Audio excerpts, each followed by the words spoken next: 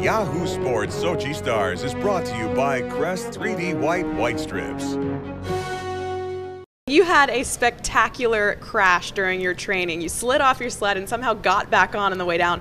What was going through your mind then, and how did you recover?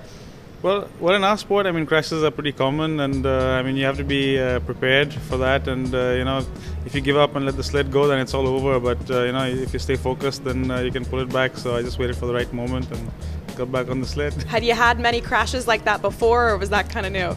Well, that was kind of new, but crashes are part of our sport, as I said, and it happens. So we trained for it. It's not that it was unexpected.